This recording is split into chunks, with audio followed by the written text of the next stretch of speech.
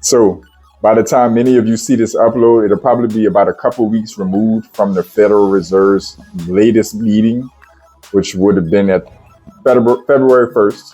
This video is probably going to drop somewhere in the middle of February. I wanted to cover a little bit more about cost of living and inflation since that meeting, because the Federal Reserve is continuing to raise rates, because even though inflation is trending downward, there are some stubborn subcategories within inflation that are not trending downward that the Federal Reserve is still concerned about.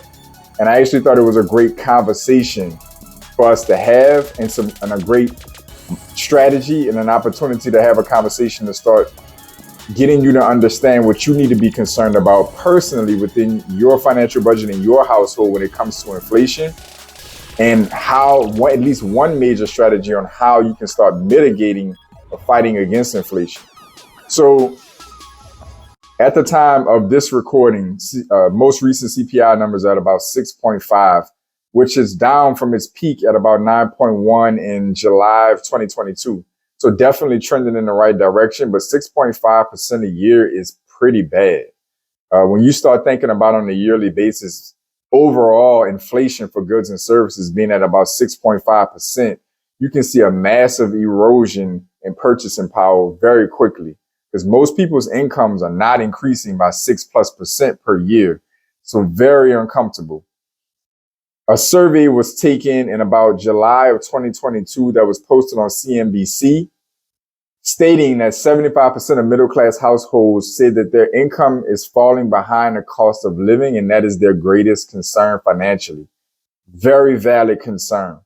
We're going to actually talk a little bit more about that topic in this video.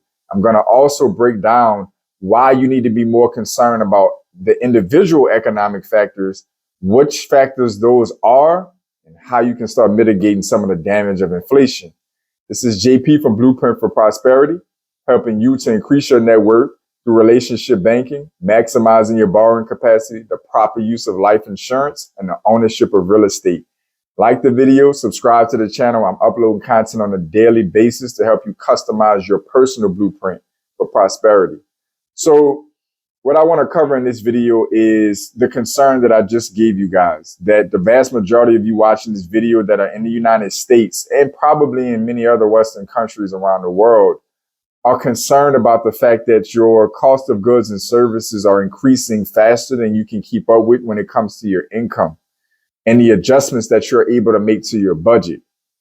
There are 8 major subcategories within the overall and CPI inflation numbers that we're given.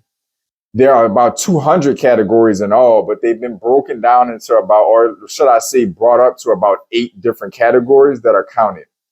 We have food and beverage, housing, apparel, transportation, medical care, recreation, education and communication, and other goods and services. Those 8 categories all have totally different inflation numbers. We also have to get more specific when we start talking about transportation. We have energy sectors as well. These are all everyday expenditures that we all encounter that have individual inflation numbers. The next thing that I want to bring to you guys' attention is that inflation is not a universal based on currency. There's a massive misconception that inflation is simply defined as the loss of purchasing power to a currency. And that's not fully the case. Yes, that's partially true, but other economists will let you know that it is very, very subjective as well. You can have massive inflation in California and not so massive inflation in Idaho, and so on and so forth throughout the United States. And that goes across anywhere in the world. Inflation is very subjective as well. It is not just pegged to the currency decreasing in value. So this is very important. These 2 factors are very important when we start talking about subcategories of inflation, and the fact that some of them are actually increasing as overall CPI is coming down, and that your particular region where you are could be experiencing more inflation than other parts of the country. And how you need to account for that when you're trying to compete, or better yet, survive what inflation is throwing at you and this economy is throwing at you. For example, the the southwest region of the United States, when you start thinking Arizona, New Mexico, Nevada, California, these parts of the United States are experiencing significantly more inflation than other parts of the country. It's not that the entire country is not feeling it, but the numbers, the data is literally there that the western part of the country, southwest, west coast, is experiencing a different level of inflation than those of us in the south or the Midwest or even some parts of the East Coast. Another indicator or another important factor here is that those 8 subcategories are having different inflation, like different increases in inflation, right? So you have some of them that are trending downward, which is a positive. But when you start talking about gas prices, like the energy sector, food and beverage, these areas are actually still increasing, unfortunately, in the majority, if not the entirety of the United States. So when you start thinking about your version of your budget, you need to account for these factors. If you are hypothetically in California, Arizona, Nevada somewhere, and probably besides housing, your biggest expense is groceries and gas, then you are probably experiencing a different level of inflation in your household than somebody who is in, Alabama, and they don't have major gas costs, and for whatever reasons they don't have major food costs. They're growing their own food or half of their own food and have low commuting. They have a totally different economic, financial outlook than you are. They're experiencing inflation totally different than you are. And you need to account for this because this is not information being put out there by the mainstream media or the news. They're covering inflation as a whole. And they're not talking about that some of you that are watching this video, depending on where you are in the country, are experiencing inflation on a totally different level. And you need to account for this for yourself. Do some quick research on your given state. Do some quick research on the broken down baskets for CPI and where you're spending your money, because you could be in a totally different red zone when it comes to inflation than other people are. You need to be accounting for that, because 6.5 is overall a national number. It is not accounting for what you might be experiencing in Arizona or California or New Mexico, as an example.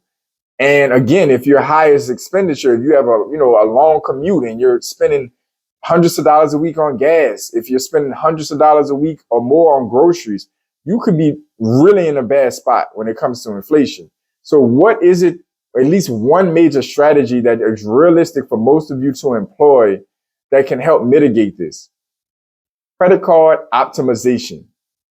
Credit card optimization is an entire sphere, a world within the financial world of credit card enthusiasts and specialists, everyday consumers, but individuals who understand credit cards very well and know how to apply for the right credit cards based on their spending, max out their spending on those cards, get massive welcome bonuses, pay off those cards in full so they don't get any interest, while accruing significant rewards points on high spend categories. That is a general categorization of what a credit card optimizer is. And many of you need to consider this strategy going into this fight against inflation. Why? Because many of the top categories that credit cards provide rewards for are around these high spend areas that are experiencing extreme inflation. So when you start talking about the energy sector and transportation, you can include not only the gas to get back and forth where you may be going, but if you're a traveler, that means that you're experiencing higher than normal traveling costs because the fuel on the flight, for instance, is going up, making your flight more expensive. Credit card optimization could be a wonderful, pretty quickly implementable strategy that you can put in place to start mitigating some of these rising costs. So what you need to do is evaluate your credit situation first. You need to make sure that you're in position to apply for new credit cards. You need to have, ideally, generally speaking, around a 680 or better on your FICO credit scores in order to be in a pretty reasonable range for most of these credit cards.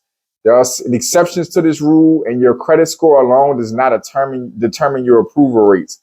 Because if you have a great credit score and a poor DTI, that's, a totally different animal. You might have a reasonable credit score and still have negative marks that automatically disqualify you. Assess your financial situation. Assess your lendability. Where's your credit score? Ideally, your FICO score needs to be a 680 or better. 700 plus is even more ideal. Your DTI needs to be in a healthy ratio. That means that you need to have a good delta or gap between what you earn and what you have to spend on a monthly basis. If you make $5,000 a month, you don't need to be $4,000 a month in expenses. It's just your DTI is too high. You have too many expenses relative to your gross income. Stay below that 50% mark to the best of your ability. That DTI is determined by what's reported on your credit report. That doesn't include groceries. It doesn't include gas. We're talking mortgages, rents, credit cards, student loans. Anything reported on your credit report is what you want to count in this calculation. And staying under 50% puts you in a healthy range, generally speaking. No recent bankruptcies, recent charge-off, recent late payments. These things will almost automatically disqualify you for decent tier level credit cards. You're not going to get, low-ranking credit cards in order to put this strategy into play. You're looking for what might be considered tier 2 or, out of a 5-tier system on credit cards, 1 being the lowest, 5 being the high, or 5 being the lowest, 1 being the highest, You're looking for at least, credit cards that are somewhere in the mid 2 to 3 tiers and up, right? So in order to qualify, again, 680 to 700 score or higher, DTI 50% or below, like max 50%, the lower the better. And from that point on, you don't want to have any immediate negatives that will disqualify you. What's the strategy here? You want to find credit cards, hopefully with banks and institutions you already have a relationship with.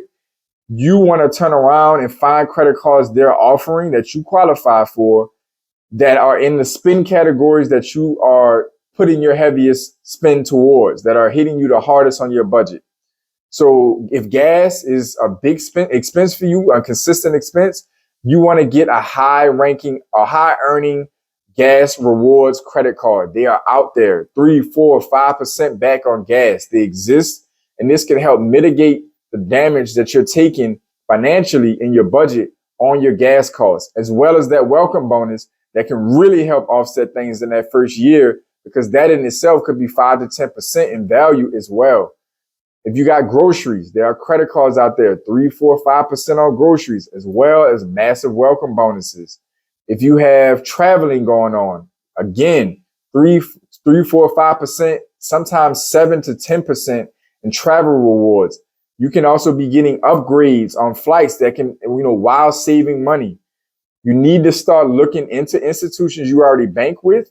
If not, check into your pre-qualification, pre-approval offers through, the different sites that may offer you. If you're paying for credit monitoring service, most of these companies are providing you with credit card offers that you may be matched for and qualifying for. If you see pre-qualifications or pre-approvals, and this is outside of your banking relationship, right? You've already searched within your banking relationship. Now you want to start looking at wherever you're pre-approved or pre-qualified. You want to search for cards that will give you the maximum spend, and the most reward points on your highest spend categories.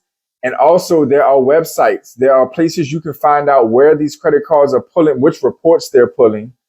And this will allow you to be able to get more than one credit card at a time, because that credit card issue is most likely only going to see that one report they're pulling from. So if you get a credit card that's going to pull from Experian, a credit card pulling from Equifax, and a credit card pulling from TransUnion, you can get up to 3 credit cards in a short window of time without either one of those credit card companies knowing about the other, meaning that you won't have to worry about an automatic denial because you're applying for too many cards. And this allows you to implement this strategy at scale faster, so you can catch up on these spend categories as soon as possible and take down these welcome bonuses so you can start putting some of this money back into your pocket. I know I kind of ran through this kind of fast. If you're new to the credit card strategy of optimization, I will be shooting more videos on it. Drop comments down below if you're already exercising the strategy.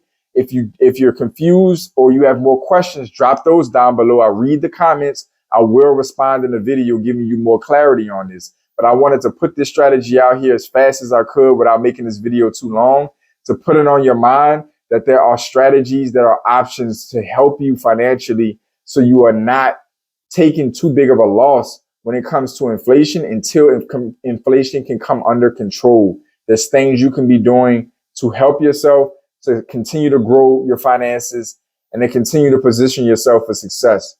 Thank y'all for tuning in. I enjoyed bringing you this content. As always, I want y'all to stay focused, stay in motion. I'll see y'all soon.